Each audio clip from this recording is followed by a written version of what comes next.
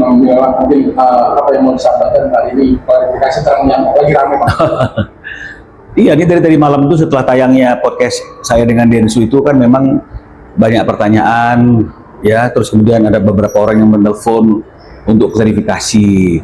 Katanya dalam podcast tersebut ketika saya menjawab pertanyaan Densu terkait dengan masalah nomor ya, nomornya itu kok ganti nomor bilang dong kan gitu. Saya menjelaskan bahwa sebenarnya nggak ganti nomor, Ruben itu ada 2 nomor. Jadi untuk kepentingan membuktikan bahwa memang ada 2 nomor dan di nomor yang satu ini juga S itu berkomunikasi, maka saya tampilkan bukti yang buktikan bahwa memang ada komunikasi di nomor telepon yang satu lagi itu. Jadi ini untuk menyanggah bahwa tidak ada yang namanya itu ganti nomor ya. Jadi saya kan seperti yang saya katakan, saya selalu itu lebih fokus kepada membuktikan apa yang disampaikan, apa yang dipertanyakan, tidak fokus ke hal yang lain ya. Jadi oleh karena itu saya tunjukkan, membuktikan bahwa tanggal 20 Junian gitu tahun lalu itu sudah tahu bahwa ada nomor baru yang dipakai sebagai komunikasi. Saya tidak mencoba menutupi yang di bawahnya apa yang dikasih oleh Ruben secara utuh, itu yang saya tunjukkan dan saya fokus kepada materi pembuktian kan begitu ya. Tapi mungkin ada orang yang dengan inisiatif tinggi apa yang menjadi isi daripada chattingan tersebut, jadi bukan fokus kepada tanggal, waktu, tapi mereka fokus kepada isi chattingan tersebut ya, sehingga akhirnya mungkin dengan resolusi tinggi adalah kata-kata konsumsi obat penyakit 3 huruf kan begitu ya. Dan ini yang diangkat oleh dia, ini yang diap sama dia. Makanya saya katakan, apakah secara hukum mengambil data ya, data tanpa hak dan kemudian mentransmisikannya ulang itu apakah tidak melanggar? Tapi kita tidak mau melebar ke sana ya.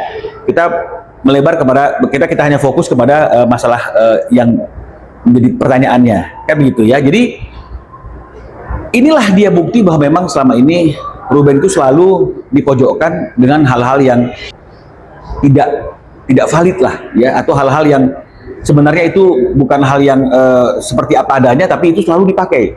Seperti contohnya misalnya ya tentang lelang, tentang debt collector kan begitu ya, ngomongnya apa jawabnya apa gitu ya, termasuk yang menjadi materi itu adalah mengenai masalah kesehatan ya. Padahal kalau kita bicara mengenai masalah kesehatan, kalau memang benar Ruben itu ada penyakit seperti itu, harusnya bukan hanya dia yang kena, semuanya kena. Kalau memang tenggang waktunya itu di masa-masa itu. Tapi kalau misalnya itu masih baru kan begitu ya, nah ini akan kami sampaikan. Nah jadi ini yang perlu kami jelaskan, bahwa isu kesehatan itu adalah isu yang memang sudah beberapa kali bukan hanya di ruangan private antara mereka, tapi juga di ruangan tertutup lainnya itu sudah disampaikan. Kesehatan, teman-teman media juga mungkin pernah bertanya tentang kesehatan ya. Terus kemudian pada waktu ke KPAI juga ada masalah kesehatan, mediasi juga bicara ada masalah kesehatan, bahkan Densu pun kemarin kalau nggak salah dengan saya juga bicara mengenai masalah kesehatan. Yang saya jawab ya, kalau masalah cek kesehatan harusnya semua dong cek kesehatan, kenapa harus dia? Nah jadi kita kembali ke masalah kesehatan tadi itu setelah mediasi tanggal 15 Juli ya. Ketika tanggal 15 Juli isu kesehatan itu juga masih dibawa-bawa ya, akhirnya Ruben bertanya dengan saya, ya ini chat yang kemarin itu belum diperlihatkan oleh Ruben, tapi Ruben sudah ngomong bahwa saya itu sering dikatakan bahwa saya itu penyakit 3 huruf gitu, sementara tidak ada dokter siapapun yang memeriksa dia itu yang menyatakan dan menyampaikan bahwa dia itu kena penyakit itu. Tidak ada siapapun yang menyampaikan bahwa obat yang dia konsumsi itu adalah obat itu, kecuali dari S sendiri, ya. Dan obat-obat itu menurut Ruben yang menyiapkan, yang membeli semua adalah adiknya S, ya. Nah, dan oleh karena itu Ruben nggak pernah nanggapin selama ini. Tapi ketika itu sudah semakin sering dibicarakan dalam beberapa kesempatan, termasuk di mediasi kemarin, setelah berdiskusi, akhirnya Ruben dengan inisiatif sendiri pada tanggal 25 Juli. Nah, jadi bukan karena ada masalah ini, terus kemudian kita pagi-pagi subuh-subuh itu misalnya mencoba melakukan apa namanya itu pengecekan untuk sekedar sebagai bahan klarifikasi ya. Jadi artinya jauh sebelum ini ada orang iseng yang mengangkatnya ya, patut diduga hanya ingin untuk menjatuhkan Ruben ya.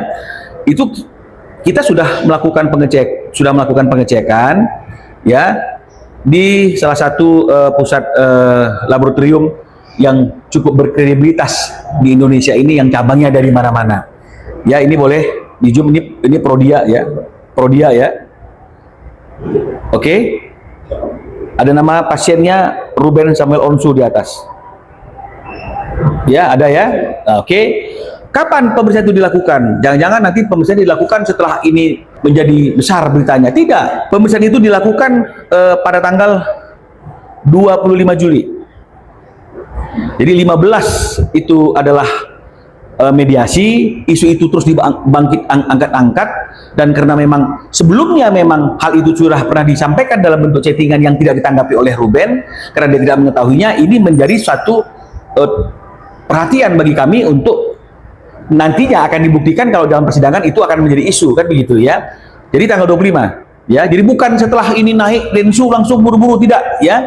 Nah, jadi saya akan selalu hadir dengan pembuktian, dan saya melakukan ini bukan untuk memojokkan siapapun, ya, bukan ingin menjatuhkan siapapun. Saya melakukannya dengan etikat baik, ya, dan hukum melindungi advokat yang sedang membela kepentingan hukum lainnya, baik di dalam maupun di luar negeri, dalam dan luar negeri, dalam maupun di dalam dan di luar pengadilan, ya. Jadi diperkuat oleh putusan Mahkamah Konstitusi mengatakan advokat dilindungi, ya, dan tidak bisa dituntut baik perdata maupun pidana dalam rangka dia membela kepentingan hukum kliennya, ya. Nah, dan juga ada ajas dalam dunia hukum itu bahwa kita juga tidak boleh mengomentari pekerjaan rekan. Ya, ini untuk teman-teman yang misalnya memberikan perhatian, terima kasih kepada perkara ini, dan kemudian tanpa sadar bukan beropini tapi menghakimi, mengoreksi pekerjaan rekannya, itu juga dilarang oleh kode etik. Kecuali memang teman-teman yang karena keahliannya atau memang diminta oleh teman-teman media untuk pendapatnya, ini kan dalam rangka untuk memberikan pendapat, ya. Jadi ini yang perlu kami sampaikan. Nah, jadi inilah dia, ya. Sekarang kita tengok apa hasilnya, kan begitu ya. Hasil daripada pemeriksaan itu, ini ya teman-teman ya, ini HIV ya, sorry nanti diedit ya, 3 huruf itu non reaktif, ya, non reaktif. Jadi artinya tidak ada seperti apa yang disampaikan dan dipertanyakan oleh banyak orang pada hari ini, gitu loh. Masa mereka lebih percaya kepada chattingan yang datang dari satu sumber daripada bukti real? Dan selama ini selalu kami yang dikejar-kejar untuk membuktikan, untuk mengklarifikasi. Kalau kami tidak mau membuktikan dan mengklarifikasi, seolah kami betul seperti apa yang dipersangkakan oleh orang lain. Padahal ajas hukum, sekali lagi saya ulang, siapa yang mendalilkan sesuatu, dia berkewajiban untuk membuktikan dalilnya. Maka seharusnya yang dikejar untuk membuktikan pernyataan-pernyataan itu adalah orang yang mendalilkan. Dalil debt collector misalnya, dalil lelang rumah misalnya, calling 5 misalnya, terus kemudian pinjol misalnya, kemudian bullying di sekolah misalnya. Coba dong dikejar bukti-bukti itu, karena dia berkewajiban untuk membuktikan dalilnya. Ini selalu kita yang berusaha untuk mencari, menggali bukti-bukti itu, sehingga akhirnya kita bisa meredam semua tuduhan, semua persangkaan kepada klien kami. Tapi malahan kita dibilang tidak beretikat baik, kita itu sengaja menjatuhkan orang lain. Nah, ini yang sebenarnya sangat disayangkan, ya. Nah, jadi saya juga mendapatkan video. Jadi artinya begini, orang nanti bilang, oh itu kan bisa aja butuh AI. Ini kan karena hari Minggu, ya, tidak buka kantor. Nanti yang teman-teman yang penasaran boleh ke kantor saya itu, lihat hard copy-nya, tidak hanya soft copy. Tapi kami juga sudah prepare, gitu loh. Ada foto dan video yang menunjukkan bahwa memang proses itu ada, dan ini boleh diklarifikasi dan di cross check ke Prodianya. Benar nggak ada proses pemeriksaan itu?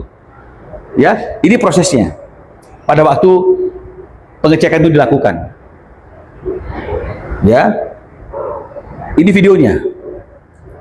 Ya, jadi jangan juga dikatakan, kenapa lu periksa tiba-tiba? Kalau lu merasa nggak sakit, kalau memang misalnya tidak untuk demi kepentingan mengcounter berita ini, loh. Karena isu kesehatan itu sudah sering dibicarakan, sudah sering disampaikan di beberapa tempat kepada pihak-pihak tertentu. Nah, lalu kalau misalnya ada isu kesehatan, kita nangkapnya kemana? Ya pasti nangkapnya ke chattingan yang ada itu, yang dia sudah mencoba menggiring bahwa seolah-olah Ruben itu mengidap penyakit itu. Itu yang melandasi kami melakukan pemeriksaan. Ini sebenarnya bukti-bukti mau kami simpan. Tapi ternyata ada orang yang merasa ini adalah senjata dia untuk menjatuhkan Ruben. Tapi sekali lagi, puji Tuhan, ya, puji Tuhan, ya. Artinya sekarang terungkap lagi bahwa ada suatu pernyataan, ada suatu pengkondisian yang ternyata pernyataan dan perkondisian itu bisa dibuktikan tidak seperti apa yang disampaikan. Ya, dari mulai malam sampai pagi kan mungkin ada orang yang senang kan gitu kan, merasa ini adalah saatnya air habis kan gitu. Enggak, ini ada buktinya. Jadi puji Tuhan juga. Artinya Ruben pada tanggal 25 Juli itu tergerak hatinya. Ya, karena kalau enggak Ruben juga keberatan. Karena dia bilang, kenapa harus saya selalu yang harus membuktikan sesuatu? Termasuk kesehatan, kenapa nggak sama-sama periksa kesehatan? Tapi saya bilang jangan, kita nggak boleh artinya itu apa namanya itu menolak atau misalnya keras hati. Artinya lakukan saja, nggak apa-apa, rendah hati aja. Kalau memang hanya kita saja nggak jadi persoalan. Pasti ada gunanya dan ternyata memang ada gunanya. Baik nggak Tuhan? Baik dong. Karena bukti ini sudah dipersiapkan, sudah dilakukan sejak tanggal 25 Juli. Kami kan nggak tahu bahwa podcast kami di Densu itu ada orang-orang yang mencoba memanfaatkannya untuk mencari-cari hal-hal yang dipakai untuk menjatuhkan Ruben. Jadi ini bukan artinya direkayasa, artinya ya mengalir apa adanya dan akhirnya memang harus satu kebenaran lagi terungkap. Ya, coba kejar dia. Apa buktinya dia ketika dia melakukan chatting ada isu 3 huruf itu? Dia tahu nggak bahwa ada aturan hukum bahwa hanya orang yang mengidap itu sendiri atau kemudian ada orang yang dianggap yang boleh mengungkapkan hal itu. Ini saya karena sudah mendapatkan izin daripada klien saya. Karena kan nggak mungkin saya punya bukti-bukti ini kalau nggak klien saya kirimkan. Tujuannya untuk apa? Klarifikasi. Tapi coba dia yang sudah menuduhkan sesuatu dari mulai tahun lalu, bahkan seperti apa yang dalam chattingan itu, berarti kan dia sudah mendalilkan sesuatu. Kejar dong. Dia punya bukti apa? Berani nggak dia menyampaikan bahwa dia punya bukti sesuatu? Berani nggak dia menyampaikan hal itu? Jadi artinya itu, jangan artinya itu kita melebar gitu. Dan ini saya lakukan demi kepentingan hukum klien saya dengan etikat baik yang dilindungi oleh undang-undang. Ya, jadi tolong artinya janganlah artinya itu kita melakukan ini semuanya demi kepentingan agar kita kelihatan smart, cerdas, pintar. Janganlah. Ya, semua orang sama. Ya, kalau dia mau belajar, dia pasti akan tahu kok. Semua advokat juga menurut saya sama, karena kalau nggak akan mungkin dia jadi advokat. Berarti sudah melalui proses yang benar. Ya, jadi inilah dia. Nah, jadi sekarang coba artinya tuh kejar buktinya apa gitu misalnya. Pinjol tuh mana buktinya, ini mana buktinya kan gitu. Nah, sekarang dibilang saya nggak beretika ketika menunjukkan bukti. Saya hanya ingin menunjukkan bukti bahwa ada perpindahan uang untuk pembayaran renovasi rumah. Kan begitu. Bukan untuk mempermalukan orang. Ini kan bukan satu hal yang memalukan. Datanya juga dari Ruben. Dan itu disampaikan atas izin Ruben. Kalau ada nama, hanya untuk supaya terang benderang siapa penerimanya. Dan kami tidak mencoba menyudutkan penerima dan tidak juga coba untuk memberikan komentar tentang hal-hal lain. Kami hanya menyatakan inilah penerimanya, mohon maaf. Kan itu kan suatu hal yang real. Memang dia adalah kontraktornya dan itu juga diakui. Gak ada niatan apa-apa. Ya, karena kami orang yang berpendidikan dan sebisa mungkin meskipun manusia tidak sempurna melakukan hal-hal itu dengan etikat baik dan semata-mata sekali lagi hanya demi membela kepentingan hukum klien dalam proses ini. Ya, jadi saya orang yang berpendidikan, saya bisa mempertanggungjawabkan pendidikan saya kan begitu kan. Nah ini ada juga kan berita-berita tentang orang mempertanyakan tentang pendidikannya dia kan begitu kan. Karena kalau dia orang yang juga berpendidikan harusnya kan juga tahu agar tidak melakukan hal-hal yang tidak pantas. Tapi dia kan berulang-ulang. Mulai dari debt collector, lelang, kan begitu artinya kan, pinjol, sekolah lagi, ya kan, bullying dari sekolah. Betul ya? Nah, jadi sekali-sekali perlu dong ditanya itu. Kalau memang dia berpendidikan, tunjukkan dong ijazahnya, ada nggak gitu misalnya. Ya ini intermezzo lah, ya. Jadi itu yang ingin kami sampaikan teman-teman.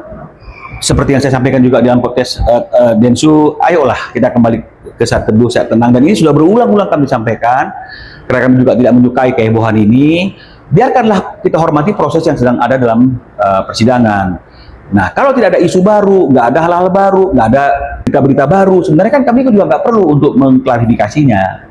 Tegas saja bahwa pemeriksaan di Polda itu hanya untuk menjawab isu yang saat itu beredar.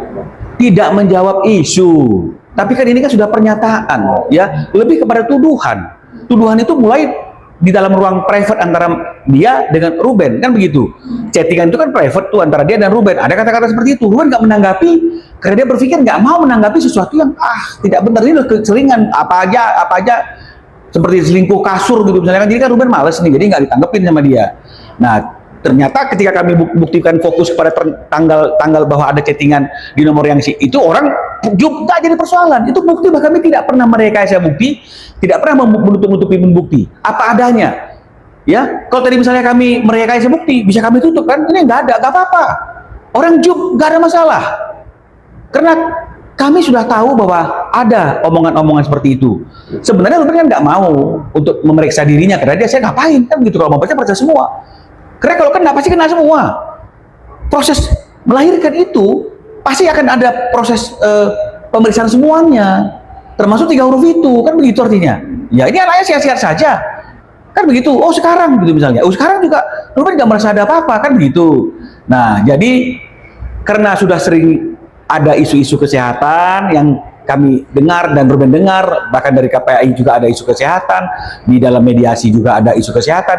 Kemarin Densus juga bertanya kan ke saya tentang isu kesehatan gitu loh. Jadi memang untuk kepentingan pembuktian nantinya di ruangan persidangan, ketika itu dipakai sebagai dalil untuk memenangkan perjuangan hak asuh anak oleh S, tapi kan perlu prepare. Makanya Ruben periksa, walaupun sebenarnya dia tidak suka, hanya dia yang diperiksa, kan begitu. Tapi nggak apa-apa, dia mengalah, dia periksa, dan hasilnya kan non reaktif. Tanggal 25 Juli, berarti kan masih baru-baru aja. Dulu pun dia nggak terkena karena anaknya sehat-sehat, semuanya sehat-sehat. Sekarang pun dia nggak terkena karena hasil up to date-nya tanggal 25 Juli kemarin. Kan begitu artinya ya. Dan bukan untuk menjawab isu, bukan untuk menjawab gonjang-ganjing hari ini, bukan artinya itu karena kami tahu akan ada situasi seperti ini, nggak ada. Ini terjadi seperti apa adanya. Dan kebetulan karena akhirnya itu menjadi suatu masalah, kita bisa menggunakan bukti itu untuk mengklarifikasi. Ya, jadi nggak ada. Stop isu-isu yang seperti itu, karena itu akan berbahaya bagi orang-orang yang menyebarkan isu yang tidak dapat dipertanggungjawabkan kebenarannya.